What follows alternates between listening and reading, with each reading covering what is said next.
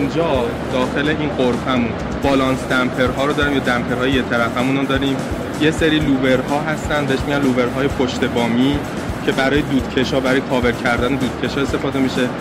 درب بازدیدهای کناف زیر فنکوئلیمون هستش با یک شیار مکش اینجا داریم که اینا با خود کناف همباد میشن و رنگشون هم به رنگ کناف در میاد. دمپرهای کنترل هوا رو داریم اینجا که دستی هستش، بین کانالی هستش. دمپرهای موتوری داریم، این دستی، این همون نوع ولی موتوریشه که بر اون پشت اون آقا هستش. یه سری ما اینجا دریچه‌های اسلوت خطی داریم، دریچه‌های دهشمون هستش. دریچه‌های خطیمون 0 درجه، 30 درجه و 15 درجه